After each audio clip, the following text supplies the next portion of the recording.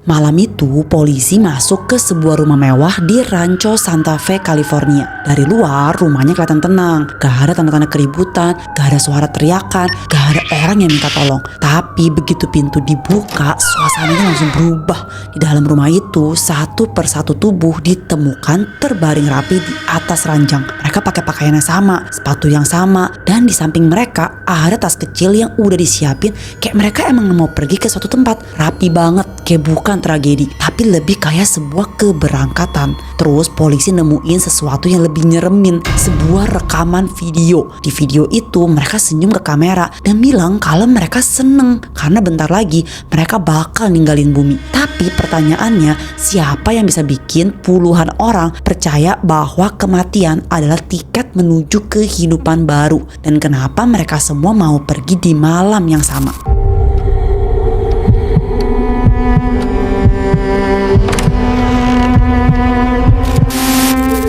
Hai guys, ketemu lagi sama aku Neri. Welcome back to the channel. 26 Maret 1997, polisi dapat laporan anonim buat ngecek sebuah rumah mewah di Rancho Santa Fe, California. Pas polisi masuk nih, baunya udah nyenget banget. Pas pintu kamar dibuka, mereka nemuin puluhan jenazah yang terbaring rapi di atas tempat tidur susun. Semuanya pakai baju hitam seragam, celana hitam, dan yang paling ikonik, sepatu Nike running warna hitam putih.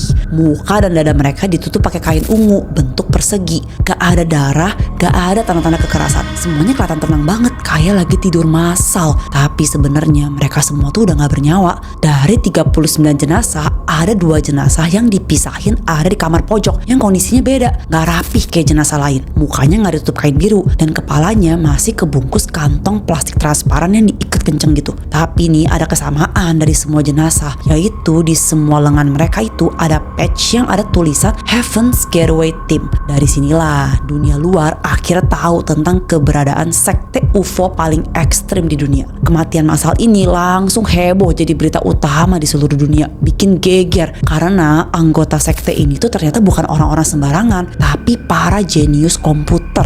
Yang aneh tuh, suasana di dalam rumah bersih banget, rapi, bahkan teratur banget buat ukuran tempat bundir massal. Gak ada kekacauan sama sekali. Di samping tiap tempat tidur nih, katanya ada tas punggung kecil gitu yang udah di packing rapi. Isinya ada baju ganti, pasport, sama dompet. Udah persis kayak orang lagi mau pergi ke suatu tempat gitu. Pas dompetnya dibuka nih, polisi katanya nemuin hal yang lebih aneh lagi. Masing-masing dari jenazah itu tuh katanya punya uang dengan jumlah yang sama persis di kantong mereka. 1 lembar uang $5 sama 3 koin 25 sen, alias totalnya $5.75. Aneh kan? Buat apa gitu mayat bawa uang receh kan? Nanti kita bakal bahas ya kenapa angka itu tuh penting banget buat mereka. Di kamar lain, polisi nemuin komputer canggih yang masih nyala. Nah, di layarnya ada situs web resmi mereka yang desainnya khas tahun 90-an gitu dengan teks berjalan yang eye-catching. Di atas meja nih juga ada tumpukan rekaman video tape. Isinya tuh katanya pesan terakhir mereka gitu masing-masing anggota sebelum mereka tuh kehilangan nyawa. Pas polisi muter videonya, katanya ekspresi mereka tuh gak ada yang sedih atau takut. Mereka tuh malah senyum, ketawa, kayak orang yang lagi mau pergi liburan ke luar negeri gitu. Horor banget kan?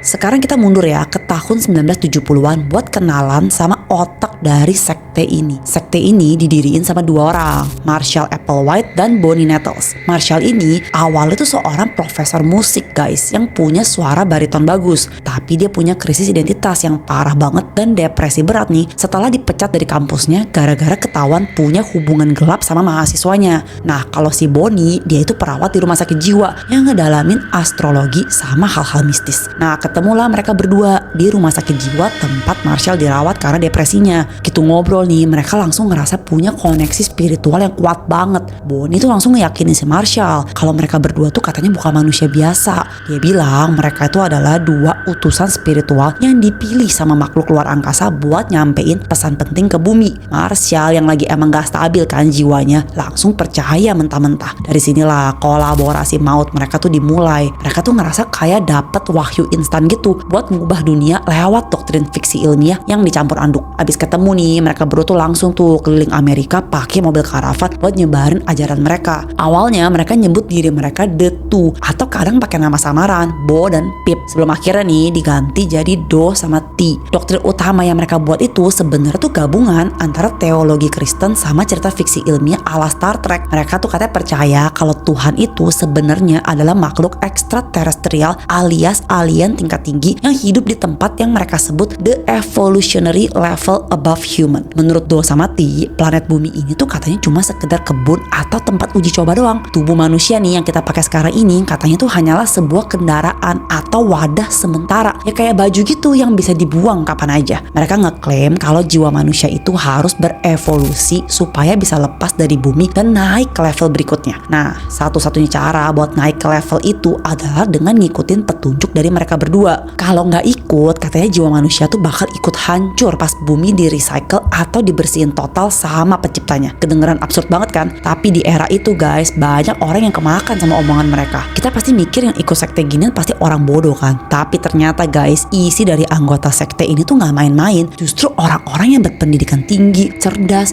kreatif. Tapi ya mereka yang ngerasa kesepian atau yang nggak punya arah hidup, makanya bisa kemakan mentah-mentah kan sama ajaran kayak gitu. Mereka tuh bikin seminar-seminar gratis di berbagai kota besar di Amerika. Cara penyampaian Marshall tuh katanya hipnotik banget. Matanya tuh kalau ngomong katanya melotot sampai bikin orang tuh bisa matung dengerin dia. Nah di seminar itu yang mereka nggak langsung ajak mati bareng ya. Kayaknya pada takut juga kan kalau diajak langsung kayak begitu. Mereka cuma nawarin komunitas yang solid, penuh kasih sayang, dan janjiin jawaban atas misteri alam semesta yang nggak bisa dijawab sama agama konvensional atau sains. Banyak mahasiswa, programmer komputer, seniman, sampai mantan tentara nih yang akhirnya tuh tergiur. Begitu masuk, anggota-anggota baru ini tuh katanya langsung diisolasi dari dunia luar. Mereka disuruh mutusin hubungan total sama keluarga, temen, dan pacar. Surat-surat dari keluarga tuh dibakar, telepon gak boleh diangkat. Pokoknya kayak bener-bener tuh dibikin bergantung secara psikologis sama si Do mati ini. Lingkungan baru ini tuh dibikin nih seolah-olah adalah satu-satunya tempat yang aman di alam semesta. Sementara dunia luar katanya dianggap tuh penuh dosa dan kotor. Begitu sah jadi anggotanya Heaven's Gate, katanya hidup para anggotanya ini bakal berubah total jadi super robotik. Gak ada lagi yang namanya privacy atau kebebasan individu. Do sama T juga pengen ngapus perbedaan gender di antara anggotanya nih. Karena kata mereka di next level atau alam alien nanti gak ada yang namanya laki-laki atau perempuan. Makanya semua anggota itu dipaksa berpenampilan sama persis. Rambut dicukur cepak ala militer, yang cewek-cewek juga. Terus mereka juga katanya harus pakai baju longgar buat nutupin semua tubuh mereka supaya gak ada ketertarikan lagi antara anggota. Bahkan cara jalan, cara makan, sampai jam tidur semuanya tuh diatur pakai jadwal yang ketat banget sampai ke hitungan menit. Bayangin, gak boleh ngobrol sembarangan tanpa izin, dan tiap tindakan nih apapun tuh harus dilaporin ke mentor. Kalau ada yang ngelanggar aturan kecil aja, katanya orang itu harus ngaku dosa di depan seluruh anggota sekte sebagai bentuk pembersihan jiwa.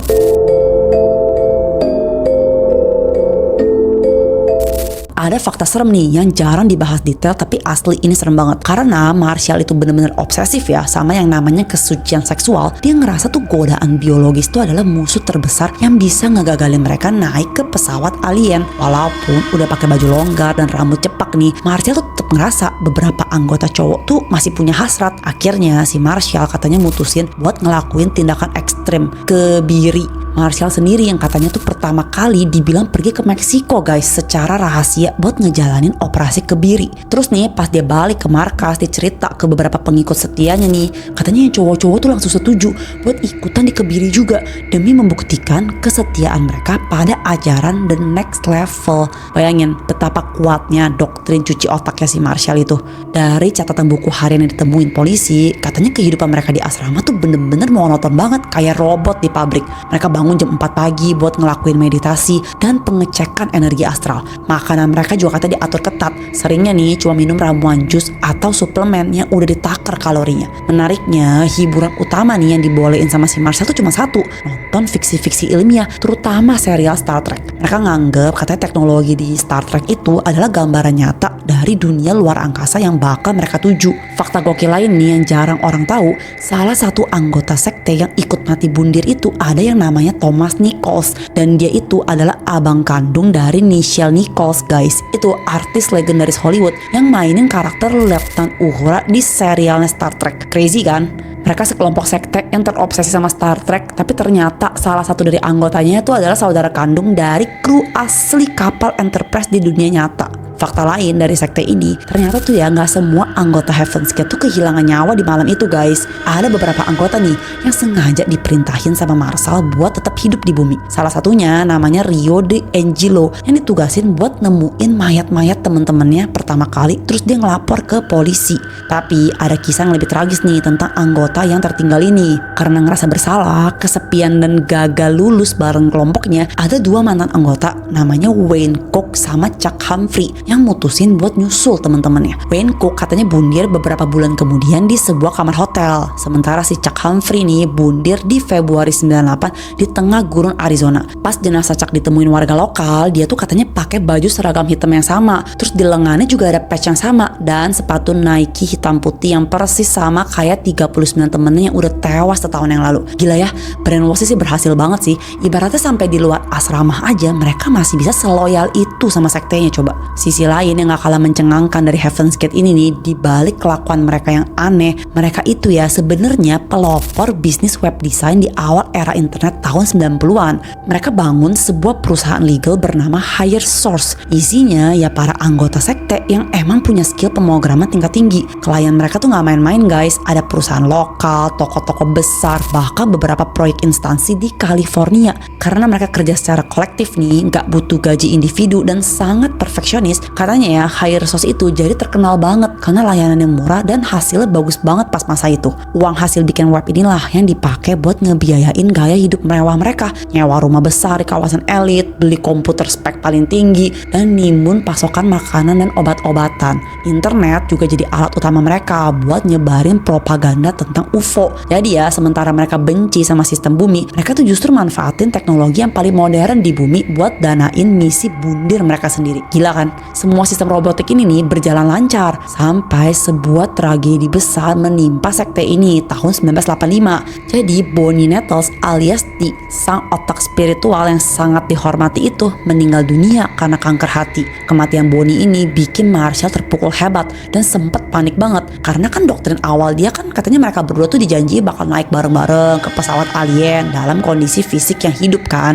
Nah kehilangan Bonnie bikin si Marshall tuh harus muter otak buat selamatin mukanya di depan para pengikutnya ya biar nggak dianggap ajaran dia selama ini palsu gitu. Nah disinilah si Marshall itu ya mulai ngelakuin revisi doktrin besar-besaran yang jadi cikal bakal ide bundir massal. Dia tuh mulai ngeklaim kalau kematian fisik Bonnie itu katanya tuh emang udah direncanain sama makhluk next level. Dia bilang tubuh Bonnie tuh udah gak kuat lagi nampung energi alien yang terlalu besar, makanya jiwanya tuh ditarik duluan ke kapal induk di luar angkasa untuk nyiapin tempat buat para anggota yang lain yang masih ada di bumi. Abis Bonnie kehilangan nyawa, Marshall tuh makin paranoid dan ngisolasi diri lebih dalam lagi. Dia mulai nanami ide-ide baru yang lebih ekstrim ke para pengikutnya. Dia bilang nih, cara satu-satunya buat nyusul Bonnie ke kapal induk alien adalah dengan sengaja ninggalin kendaraan alias tubuh manusia mereka di bumi. Marshall mulai ngajarin kalau bundir itu dalam konteks mereka tuh bukan dosa, tapi justru sebuah tindakan kelulusan atau diskoneksi paksa dari simulasi bumi. Dia bilang nih kalau mereka nih terus bertahan di bumi, jiwanya bakal terkontaminasi sama energi negatif manusia dan akhirnya malah gagal evolusi. Marshall yakini pengikutnya kalau saat penjemputan itu udah makin dekat dan mereka tuh semua harus sudah siap kalau tanda langit tuh muncul. Para anggota yang udah kecuci ya otaknya bertahun-tahun sama dia dan gak punya akses juga kan ke luar sana kan, ya setuju-setuju aja denger dia ngomong kayak gitu. Mereka tuh bener-bener percaya kalau bareng Marshall itu adalah jalan satu-satunya menuju ke abadiah di luar angkasa sana.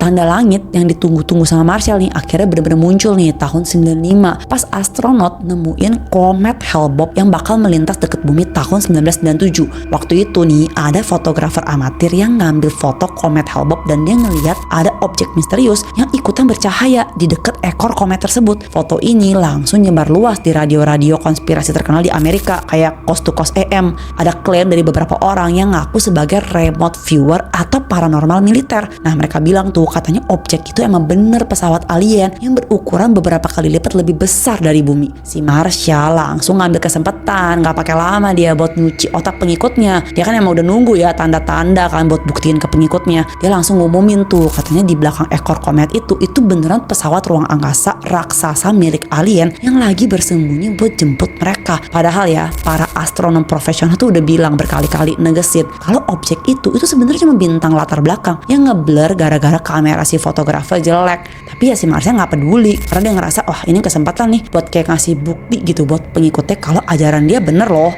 Makanya dia langsung tuh nggak pakai lama pakai berita konspirasi radio itu buat jadi bukti buat yakinin anggotanya kalau teori mereka tuh didukung sama data luar. Dan anggotanya juga pada geser ya otaknya denger hal nggak masuk akal kayak gitu aja tuh mereka malah makin antusias dan nggak sabar guys buat segera mengakhiri hidup mereka demi bisa naik ke pesawat misterius itu. Astaga banget gak tuh? Namanya mereka mungkin udah kena manipulasi kan dari si Marshall, jadi mungkin mereka juga udah nggak bisa berpikir kritis kali.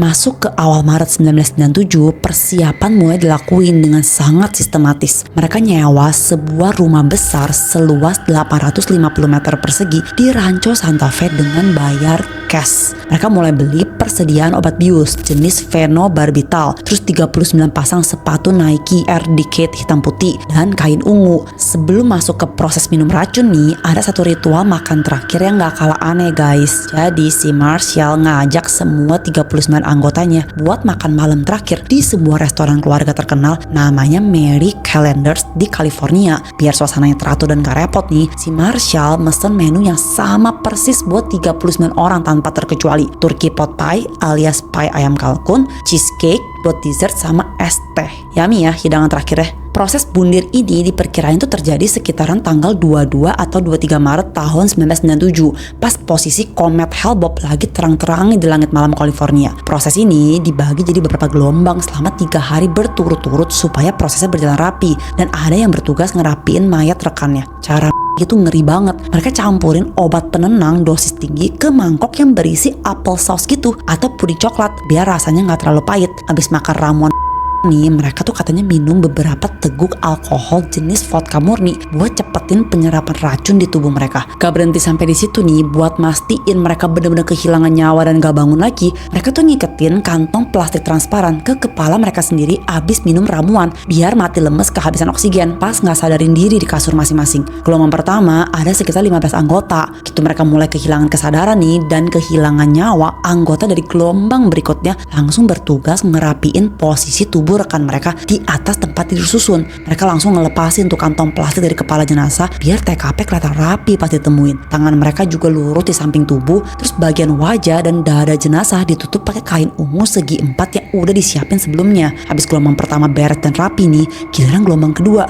yang minum koktail racun. Terus sisa anggota berikutnya yang ngerapiin mereka lagi. Proses ini berulang terus sampai nyisahin 2 orang terakhir di rumah tersebut. 2 orang terakhir inilah yang tanggung jawab penuh ngerapiin semua jenazah kelompoknya, mastiin semua kain ungu tuh terpasang simetris sebelum akhirnya nih mereka berdua minum racun itu sendiri di kamar paling pojok. Makanya pas polisi masuk semuanya bener-bener tertata rapi tanpa ada tanda kepanikan sama sekali. Tadi kita ada mention kan soal uang $5.75 di setiap kantong mayat kan. Nah para detektif nih akhirnya berhasil ungkap alasan spiritual dan praktis di balik angka aneh tersebut dari interogasi mantan anggota yang selamat. Jadi uang 1 lembar $5 itu katanya dibayarin sebagai simbol modal awal atau ongkos perjalanan kosmik mereka. Sedangkan 3 koin 25 sen digunain khusus buat satu hal yang sangat spesifik di era 90-an, yaitu biaya telepon umum.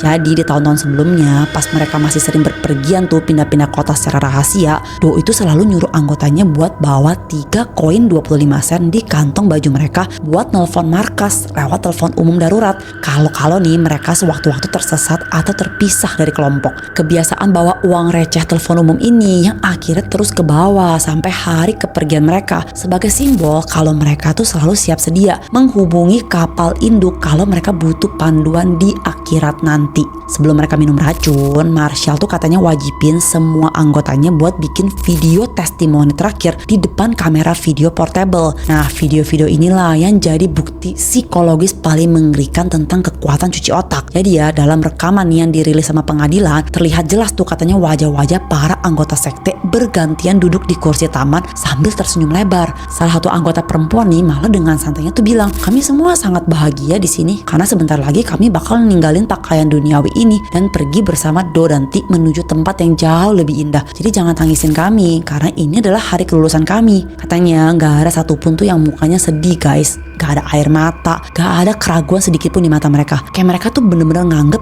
tuh kayak sepele banget, kayak cuma sekedar kayak ganti baju baru gitu. Ngeliat orang-orang pinter kayak mereka ngomong tentang masalah bisa dengan senyum ceria kayak gitu, jadi nyeremin banget gak sih kita dengernya? Kayak creepy banget gitu. Yang lebih nyeremin di situs web resminya Heaven's Gate yang dibikin tahun 90-an dengan background hitam bertabur bintang dan tulisan warna-warni itu, sampai hari ini tahun 2026 masih aktif guys dan bisa diakses secara bebas di internet. Pertanyaannya, siapa yang bayar kan hosting dan domain situsnya selama hampir 30 tahun setelah anggotanya pada bundir massal? Jawabannya adalah sepasang suami istri bernama Mark dan Sarah King. Nah, mereka berdua itu katanya adalah mantan anggota sekte yang keluar beberapa tahun nih sebelum kejadian bundir massal, tapi masih setia banget sama ajaran Do sama Ti. Mereka berdua dapat tugas suci langsung dari Marshall buat terus ngejaga situs web itu tetap online sebagai arsip digital umat manusia.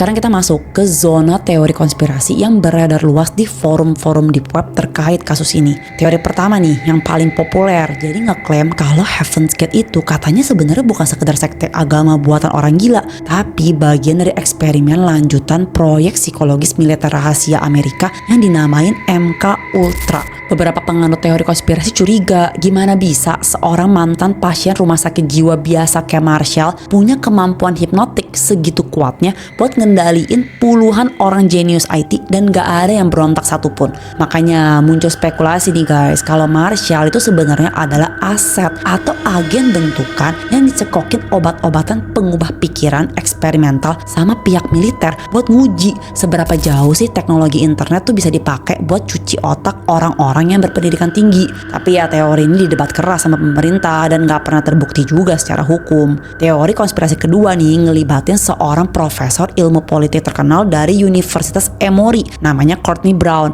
Courtney ini katanya adalah seorang ahli yang ngedalamin teknik remote viewing atau kemampuan buat proyeksiin pikiran jarak jauh buat ngeliat objek tersembunyi yang awalnya dikembangin sama CIA. Sebelum kejadian bundir massal, katanya si Courtney ini tuh sempat tampil di acara radio nasional dan ngumumin kalau lewat teknik remote viewing punyanya dia nih, dia confirm ada objek buatan teknologi tinggi yang terbang ngikutin ekor komet Hale-Bopp. Pengumuman dari seorang profesor universitas resmi inilah yang dijadiin amunisi terakhir sama Marshall buat yakinin anggotanya kalau sains pun udah mulai tuh benerin keberadaan pesawat penjemput mereka. Nah, konspirasi tuh berkembang kalau Courtney ini sengaja nyebarin informasi palsu buat koordinasi sama intelijen buat micu psikologisnya anggota-anggota Heaven's Gate supaya mereka tuh segera mengeksekusi aksi bundir mereka untuk tujuan pembersihan orang-orang pintar di internet. Para ahli psikologis forensik pernah ngejelasin alasan dibalik kenapa orang-orang pintar jenius kayak mereka itu yang pastinya berpikir rasional ya, bisa-bisanya dicuci otaknya sama sekte ini. Nah, kata mereka Heaven's Gate itu pakai teknik manipulasi psikologis yang bertingkat yang dikenal dengan istilah Milu Control. Marshall tuh gak langsung nyuruh mereka di hari pertama. Proses isolasinya tuh bertahap banget selama bertahun-tahun. Pertama kan para anggota dijauhin tuh dari keluarganya, otomatis mereka jadi kehilangan kan support system terdekat kan. Terus yang kedua, seluruh informasi yang masuk ke otak mereka tuh disaring ketat, kayak ibaratnya tuh cuma baca apa yang dikasih sama si Do mati doang. Ketiga, mereka sengaja bikin tubuh fisik para anggotanya tuh capek dengan jadwal tidur yang kurang dan diet yang ketat. Dalam kondisi fisik yang lelah kayak gitu secara kronis ya, dan mental juga terisolasi, ya kemampuan otak kritis manusia buat ngebedain mana realitas dan mana yang fiksi itu bakal nurun drastis. Akhirnya apapun yang keluar dari mulut si pemimpin ya bakal dianggap jadi kebenaran tunggal yang paling sakral yang gak perlu dipertanyain lagi. Kasus bundir massal Heaven's Gate ini juga jadi titik balik besar di dunia perkembangan internet di Amerika dan dunia. Sebelum ada kasus ini, pemerintah sama masyarakat yang nganggap internet itu nggak bahaya, cuma mainan aja buat para kutu buku komputer. Tapi begitu terungkap nih ada sekte yang bisa pakai internet buat nyebarin propaganda, mereka langsung pada paranoid. Katanya anggota Senat Amerika tuh langsung buru-buru ngadain sidang darurat buat ngerancang undang-undang pengawasan internet. Terus banyak orang tua juga nih yang pada ketakutan, langsung cabut kabel-kabel modem komputer anak-anak mereka saking takutnya anak-anak mereka tuh bisa ngeliat, bisa nemuin sekte ini dan bisa ke brainwash. Terus gimana nasib aset-aset peninggalan sekte ini setelah kasusnya ditutup sama pengadilan? Karena banyak anggota yang nyumbangin seluruh harta pribadi mereka kayak mobil mewah, perangkat komputer canggih ke kas sekte. Pihak berwajib tuh akhirnya gelar acara lelang besar-besaran buat ngembaliin kerugian finansial keluarga korban yang ditinggalin. Acara lelang itu katanya dipenuhin sama ribuan orang yang penasaran pengen beli barang-barang bekas pakai mayat sekte. Rumah mewah tempat kejadian perkara di Rancho Santa Fe itu juga katanya sempat kosong bertahun-tahun karena nggak ada satupun orang yang mau beli atau nyewa. Ya gara-gara reputasi angkernya. Ya serem juga sih ya, kan yang kehilangan nyawa di sana tuh nggak main-main ya, sampai 39 orang. Akhirnya nih ada seorang pengembang tanah terpaksa beli rumah itu dengan harga yang murah banget katanya. Terus dia ngeruntuhin seluruh bangunan sampai rata dengan tanah. Terus dia ganti nama jalan biar nggak ada jejak sejarah sekte Heaven's Gate di peta real estate lokal sana. Cerita sekte ini bener-bener jadi ngebuka mata banget gak sih guys? Kalau orang pintar itu ya nggak jaminan bisa lolos dari manipulasi, dan orangnya lembut, kalem, tenang, ya belum tentu nggak mematikan. Karena pemimpinnya si Marshall itu kan pembawaannya tenang kalem gitu kan. Tapi begitu dia ngomong bisa bikin semua orang dengerin dan ngikutin dia. Dan last but not least, yang terpenting emang kita tuh harus bisa banget guys buat berpikir kritis. Karena ya ketika seseorang nggak bisa lagi berpikir kritis, jatuhnya jadi fanatik ke suatu ajaran, dan itu yang bikin ngeri kalau ajarannya sesat. Segitu dulu ya guys cerita kita hari ini tentang salah satu sekte yang paling gila, Heaven's Gate. Semoga kalian semua suka ya sama cerita hari ini dan ada pelajaran yang bisa dipetik. Please like dan subscribe kalau kalian suka biar aku jadi semangat buat bikin next video. Tapi kalau nggak suka ya nggak apa-apa di dislike. Thank you guys for watching and see you on the next one. Bye bye.